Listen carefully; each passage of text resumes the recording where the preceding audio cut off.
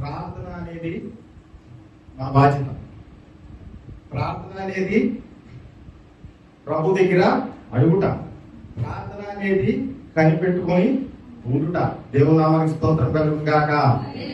అందుకనే ఆయన ప్రార్థన ప్రార్థన ప్రార్థన మెలుగు కలిగి ప్రార్థన చేయండి అని చెప్పి తెలిపాడు. ఇంక రెండోదేమి చెప్పాల. మీకు రాకపోతే నేర్పుతానని నేర్పాడు కూడా. దేవుని నామానికి స్తోత్రం కలుగును గాక. మెలుపు లేకుండా కొడుకున్నారు ఒక ఐదు. ఏం లేకుండా అంటే ప్రార్థన లేకుండా పడుకున్నారు. ప్రార్థనలు గొప్ప మేలులు, జరగబో సంగతులు నీకు కాకపోతే నీ తర్వాత ఆ తర్వాత ఎవరికి అందుతో ఎవరికి తెలియదు. దేవుని నామానికి స్తోత్రం కలుగును గాక. పరిశుద్ధ గ్రంథంలో నుంచి ఈ రాత్రి కాల సమయంలో ఏర్పాటు చేసుకున్న పరిశుద్ధ గ్రంథంలో నుంచి వాక్య ధ్యానం చేసుకుందాము. కీర్తనల గ్రంథం 42వ అధ్యాయం మొదటి మాటలు. కీర్తనలు 42 మొదటి మాటలు. దుప్పి ఆశపడినట్లు దేవా. చాలేమ్మా. దేవుని నామానికి స్తోత్రం కలుగును గాక. దుప్పి అంటే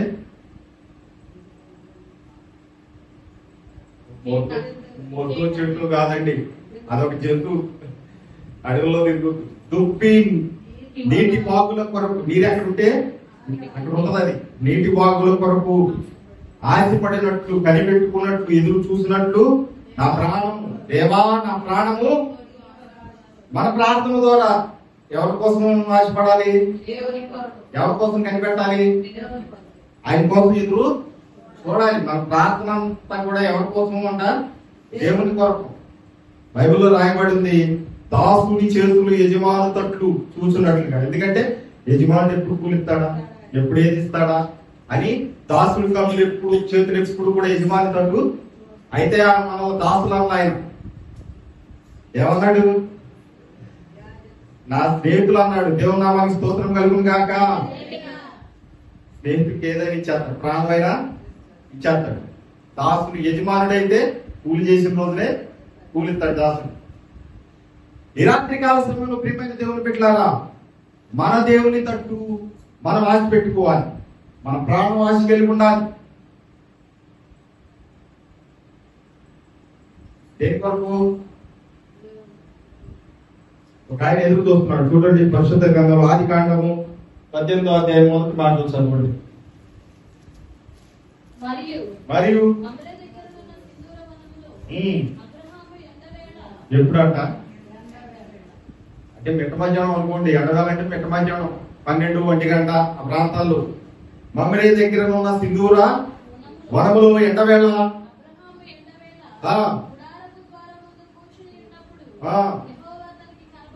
గుడారంలో కూర్చోవచ్చుగా. ఎండలో కూర్చున్నాడంట. ఎక్కడ కూర్చున్నాడు? ఎండవేళప్పుడు చెట్టు కింద కూర్చున్నాడంట. మమ్రే ఉన్న ఆ వనంలో చెట్టు కింద కూర్చున్నాడంట. ఇప్పుడు సాయంకాలం చల్లగొట్టాలా? వేసి చేసుకున్నాడా? ఫ్యాన్ పెట్టుకున్నాడా? కోపం పెట్టుకున్నాడా? ఊరికాయ అప్పుడే ఎక్కడుండే అంటారా? ఎండవేళ కూర్చొని ఉన్నప్పుడు ఈయన ఏం చేస్తున్నాడు? కూర్చొని కనిపెట్టుకొని ఎదురు చూస్తున్నాడు. నా దేవుడు ఎప్పుడు వస్తాడా, నాతో ఎప్పుడు మాట్లాడతాడా? అప్పుడు స్వరమే, ఆయన స్వరము వినపడేది. అబ్రహాము ఎదురు చూసినప్పుడు, ఆశ పెట్టుకున్నప్పుడు, అన్వేషణ జరుగుతున్నప్పుడు, అసలు నిజ దేవుడు ఎవరన్నప్పుడు స్వరం మాట్లాడింది. అబ్రహామా చిత్తం ప్రభు అన్నాడు. దేవుని నామానికి స్తోత్రం కలుగును గాక.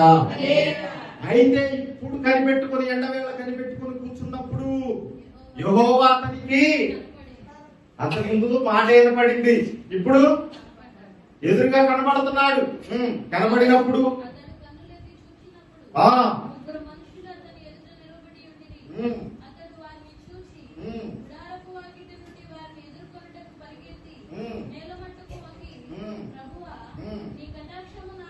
నీ కటాక్షం నా మీద ఉన్న ఎడల దేవుని నామానికి స్తోత్రం కలుగును గాక. చాలు. ఈ రాత్రి కాల సమయంలో ప్రియమైన దేవుని పెట్టారా, ఈ నెల నెల కూడికి పెట్టుకుంటారు, ప్రార్థన చేస్తారు. పాపం నెల నెల ప్రార్థన పెట్టుకుంటున్నారు, కూడిక ఏర్పాటు చేసుకుంటున్నారు, సంఘాన్ని పిలిపించుకుంటున్నారు, విశ్వాసుల్ని దేవుని బిడ్డల్ని దైవజనులు పిలిపించుకుంటున్నారు.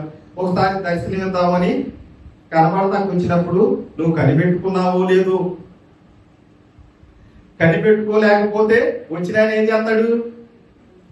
అబ్రహాం గారిని కనిపెట్టుకొని ప్రార్థన చేస్తా కూర్చున్నాడు ఎండవేళ. అప్పుడు ఆయనకి కనబడ్డాడు. ఎందుకంటే కనిపెట్టుకొని ఉన్నాడు, ఆశ పెట్టుకుని ఉన్నాడు కనుక నా ప్రభు నా దగ్గరికి ఎప్పుడు వస్తాడా అని. సరే 3 సంవత్సరాలు అయిపోతుంది. ఇన్నాళ్ళు బట్టి 3 సంవత్సరాలు బట్టి నా బిడ్డ కనిపెట్టుకుంటుంది కానీ వచ్చాడు అనుకో, నువ్వు ఏం చేయాలి? నిద్రపోవాలా? దేవుని నామానికి స్తోత్రం కలుగును గాక. హల్లెలూయా. రాత్రి కాల సమయంలో ప్రియమైన దేవుని బిడ్డలారా, మనము అనుకోని గడియలో వచ్చే దేవుడే, అది కూడా కనిపెట్టుకోవాలి. ప్రియమైన దేవుని బిడ్డలారా, ఈ రాత్రి కాల సమయంలో ఇదిగో అబ్రహామును దర్శన వృత్తిగా ఉపమాన రీతిగానే చూపెడుతున్నాడు. ఎందుకనగా అంటే ఆయన విశ్వాసులకు తండ్రి. ఆయన విశ్వాసం కనిపెట్టుకున్నంతగా గొప్పది. ఎంత గొప్పది అంటే కనిపెట్టుకున్నాడు. ఇంతకీ దేనికోసం కనిపెట్టుకున్నాడు? దేనికోసం అండి? ఫర్ ఎగ్జాంపుల్ ఆయన ఒక 50 సంవత్సరాలప్పుడు ఈయన పిలిచాడు అనుకుందాం. ఈయన వచ్చేసినప్పుడు ఈయనకి దర్శనమిచ్చినప్పుడు ఒక 75 అంటే 10 సంవత్సరాలు గడిచిపోయింది. ఈ 10 సంవత్సరాలు అబ్రహాం బహుగా దీవించేశాడు దేవుడు. ఎంతగా? గొర్రెలు, మేకలు, మందలు, గాడిదలు, ఎడ్లు, ఒంటెలు, పనివారు, పనిగంతెలు, దాసదాసీలు, వాళ్ళంత వెండి బంగారములు, సంపద అంతా కూడా సమృద్ధిగా ఇచ్చేసారు. వీళ్ళిద్దరు తాకి చూడాలంతగా. ఎవరిద్దరు తాకి? ఆయనతో పాటు వచ్చిన లోతు గారు కూడా అంతగా దీవించేశాడు. మరి ఇంకా దేనికోసం అండి? ఇది కనిపెట్టుకోవాల్సిన పని ఏముంది? మంచిది, బాగా గుర్తు వచ్చేసింది. దేవుని నామానికి స్తోత్రం కలుగును గాక. మా సంఘస్థులందరూ బాగా కనిపెట్టు. ఈ రాత్రి కాల సమయంలో ప్రియమైన దేవుని బిడ్డలారా, ఈయన కనిపెట్టుకుని ఉన్నాడు. దేనికోసం అయ్యా అంటే వాగ్దానం కోసం. దేవుడు నాకు వాగ్దానము చేసి ఉన్నాడు కనుక ఆ వాగ్దానాన్ని నాకు ఎప్పుడు ఇస్తాడా అని. ఎన్ని సంవత్సరాలప్పుడు? ఈయన కనిపెట్టుకొని ఉండగా ఈయనకి ఎన్ని సంవత్సరాలప్పుడు వచ్చింది ఇది? రమారమి రామపత్రికలో రాయబడిన 100 వయసు గలవాడైనప్పుడు, మృత్యుమూలమైన శరీరము ఇదిగో ఇంకా చనిపోతాడన్న టైంలో ఉన్నప్పుడు వాగ్దానం. దేవునామానికి స్తోత్రం కలుగును గాక. 3 సంవత్సరాలు మట్టి చేస్తున్నానయ్యా రాలేదనుకో. కనిపెట్టుకొని ఉండాలి. ఈయన కనిపెట్టుకొని ఉండడంలో ఈయన వాగ్దానం పొందుకోవటమే కాదు, శారమ్మ గారి నిందపోయింది. వడ్రాలితనం అనేది తీసేయబడింది. దేవునామానికి స్తోత్రం కలుగును గాక. హల్లెలూయా. అంతేకాదు తన కుటుంబం మీదకి అనగా తన ఇదిగో సహోదరుని కుటుంబం మీదకి రావాల్సిన కీడును కూడా తప్పించేశాడు. ఇతను కనిపెట్టుకుని ఉండటం వల్ల. దేవుని నామానికి స్తోత్రం కలుగును గాక. సొదొమ గొమొర్రాలో ఉన్న లోతుని కూడా ఆయనకు వచ్చిన పని ఏంటయ్యా అంటే అబ్రహామును దర్శించడానికి. అంటే అట్లా అనుకుంటాకి సొదొమ గొమొర్రాలను నాశనం చేయడానికి వచ్చారు. దేవుని నామానికి స్తోత్రం కలుగును గాక. ఈ వచ్చిన పనిలో భాగంగానే ఇదిగో నా బిడ్డ అక్కడ ఉన్నాడు కనుక ఒకసారి దర్శించి వెళదాం. అయినా అబ్రహాముకు నేను ఏదైనా దాచేదనా? నా స్నేహితుడైన అబ్రహాము చెప్పకుండా చేసేదనా అని గుర్తొచ్చి దేవుడికి. ఎందుకని? ప్రార్థన. అబ్రహాము గారి విశ్వాసము గొప్పది గనక. దేవుని నామానికి స్తోత్రం కలుగును గాక. నువ్వు కనిపెట్టుకొని ప్రార్థన చేయట్లో ఎంత మేలు పొందుకుంటావో తెలుసా? రాత్రి కాల సమయంలో ఇదిగో ఆయన 3 విషయాలని అక్కడ అబ్రహాము గారికి. 1 వాగ్దానాన్ని పొందుకున్నాడు. 2 శారమ్మ గారి గొడ్రాలితనం పోగొట్టాడు. తన సహోదరుణ్ణి నాశన కోపం నుండి రక్షించాడు. దేవుని నామానికి స్తోత్రం కలుగును గాక. మన కుటుంబం మనకు తెలియకుండా ఆపదలో పడిపోతేమో ఈ కనిపెట్టుకున్న ప్రార్థనలు దేవుని సన్నిధికి చేరితే మనము మన బిడ్డలకు కలిగినంతటి కూడా ఆయన రెక్కల నీడలో క్షేమం ఉంటాం. దేవుని నామానికి స్తోత్రం కలుగును గాక. ఎందుకనగంటే ఇది జ్ఞాపకం చేసుకుంటాడు దేవుడు. ఇది వ్యర్థంగా పోయేది ఏది? ఈ నెల జరుగుతున్న ప్రార్థన కూడిక వ్యర్థంగా పోయేది కాదండి. దేవుని నామానికి స్తోత్రం కలుగును గాక. ఇంకా ఎన్ని కుటుంబాలు లేవనెత్తుతాడు దీన్ని బట్టి. దేవుడు నామానికి స్తోత్రం కలుగును గాక. అలా నెల నెల కుడికలు పెట్టుకునే కుటుంబాన్ని దేవుడు సంఘంలో లేవనెత్తును గాక. అయ్యగారికి ఖాళీ ఉంచుదురు గాక, ఖాళీ ఉండకుండా చేయుదురు గాక. దానికి కూడా చెప్పించారు. మంచిది. ఈ రాత్రి కాల సమయంలో ప్రియమైన దేవుని బిడ్డలారా, ఇదిగో కనిపెట్టుకుని ప్రార్థన చేయాలి. చూడండి లూకా సువార్త, ఇంకొక ఆయన కనిపెట్టుకున్నాడు ఇక్కడ.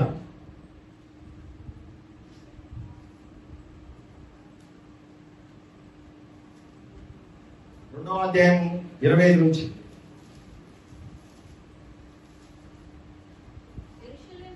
యెరూషలేమునందు సుమియోనను ఒక మనుషుడు ఉండెను. అతడు నీతిమంతుడును భక్తిపరుడునై ఉండి. దేనికోసం అంట? ఇశ్రాయేలు యొక్క ఆదరణ. దేని కొరకు కనిపెడుతున్నాడు? దేని కొరకు ప్రార్థన చేస్తున్నాడు ఇతను?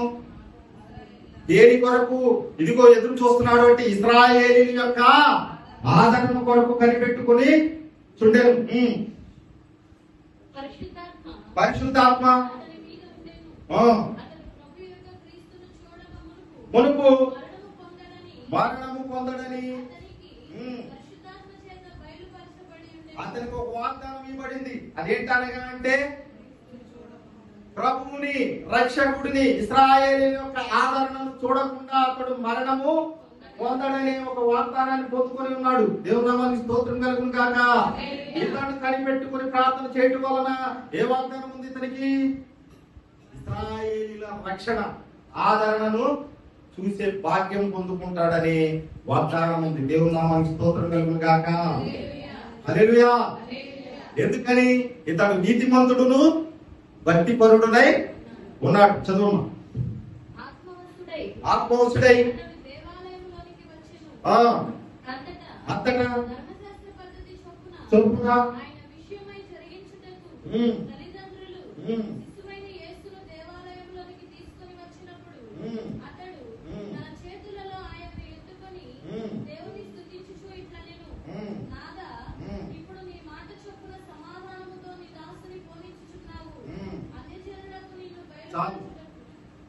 ప్రభువును చూశాడు. తన చేతులతో ఆదరణని, ఆ రక్షణను కూడా ఎత్తుకొని ముద్దాడి, ఇదిగో సమాధానంతో నాదా, సమాధానంతో ఇప్పుడు నీ దాసుని పోనిస్తున్నావు. ఇక నాకు మరణం ఇయ్యి నాయన. దేవుని నామానికి స్తోత్రం కలుగును గాక. హల్లెలూయా. ఎంత కనిపెట్టుకొని ప్రార్థన చేస్తాడో తెలుసా? ఎన్ని సంవత్సరాలు బట్టి కనిపెట్టుకున్నాడు? ఇశ్రాయేలుల రక్షణను చూడాలి నేను, ఇశ్రాయేలుల ఆదరణ నేను చూడాలి అని ఇదిగో యెరూషలేములో ఆ దేవాలయంలో ఎన్నాళ్ళు కనిపెట్టుకుని ఉన్నాడు. నీ ప్రార్థన వ్యర్థం కాదు. దేవుని మందిరంలో నువ్వు చేసిన ప్రార్థన వ్యర్థం కానే కాదు. ఏదో ఒక సమయంలో అది నీకు కాకపోతే నీ బిడ్డలకైనా, నీ సంతానంకైనా దేవుడు దాన్ని అందిస్తాడు. దేవుని నామానికి స్తోత్రం కలుగును గాక. హల్లెలూయా. ఒక్కోసారి పరీక్ష తడుపు. దేనిని? నీ ప్రార్థనని, నీ విశ్వాసాన్ని, నీ ఎదురుని, నీ భక్తిని కూడా ఆమె అడుగుతుంది. చూద్దాం ఇక్కడ మత్తయి సువార్త 15వ అధ్యాయం 22 నుంచి.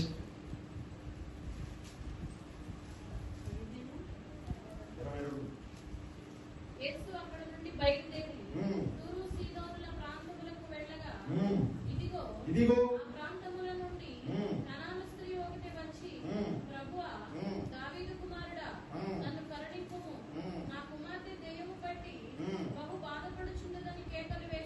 ఏం బాధ ఏంటి?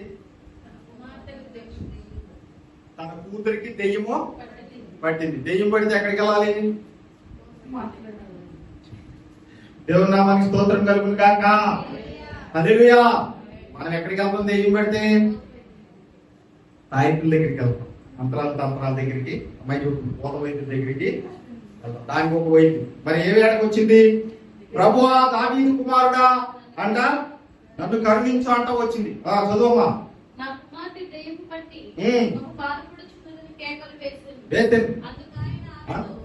అందుకు ఆయన ఆమెతో వచ్చి ఈమె మన వెంబడి వచ్చి కేకలు వేయించున్నది కదా, ఈమెను పంపివేయమని ఆయనను వేడుకొనగా ఆయన ఇశ్రాయేలు ఇంటి వారై నశించిన గొర్రెల యొద్దకే గాని మరి ఎవరి యొద్దకు కూడా నేను పంప. ఇదేనా దేవుని నామానికి స్తోత్రం కలుగును గాక. హల్లెలూయా. రోజుకు ఒక అధ్యాయం చదవండి. మేమేదో చెప్పినప్పుడు దాంట్లో మొహాలు పెట్టేసి చూడమాకండి. రోజుకు ఒక అధ్యాయం చెప్తే బైబుల్ అంతా అయిపోతుంది శుభ్రంగా, అంతా కూడా మీకు అర్థమైపోతుంది. ఎవరు చెప్పవసరం లేదు, చెప్పేటప్పుడు గ్రహిస్తారు. దేవుని నామానికి స్తోత్రం కలుగును గాక. హల్లెలూయా. ఆమె వచ్చేసేసి ఇచ్చేస్తుంది. అయ్యా ఒకసారి కరుణించు, నా మొహం చూడు, అయ్యా నా ఎక్క చూడు, నా పరిస్థితి చూడు అంటే శిష్యులు అన్నారు కదా, ఏమొచ్చు క్యాన్లేసి బాధ పెడుతుందయ్యా, క్యాన్లేసి పంపించేద్దామా అన్నాడు. అయితే ప్రభు అని అంటున్నారు కదా, నేను ఆమె కోసం రాలేదు, ఇశ్రాయేలు ఇంటి వారైనా నశించున్న గొర్రెల వద్దకే వచ్చాను కానీ వీళ్ళందరి కోసం రాలేదు అన్నాడు. దేవుని నామానికి స్తోత్రం కలుగును గాక. అందుకే వచ్చాడు ఆయన. ఇప్పుడు చెప్పకుండా వాక్యం గుర్తు చేసుకుని ఏమన్నా ఇంకా ఇంకా నేడు దావీదు పట్టణమందు మీ కొరకు ఇది మహా సంతోషకరమైన ఒకళ్ళగా లోకమంతటికి దేవుని నామానికి స్తోత్రం కలుగును గాక. చదువమ్మా. అయినను ఆమె విడువక వచ్చి మొక్కి, ప్రభువా నాకు సహాయము చేయమని అడిగాను. అందుకు ఆయన తీసుకొని యుక్తము కాదని చెప్పగా ఆమె నిజమే ప్రభువా, కుక్క పిల్లలు కూడా తన యజమానుని బల్ల మీద నుండి మొక్కలు తిరుగు కదా అని చెప్పాను. అమ్మా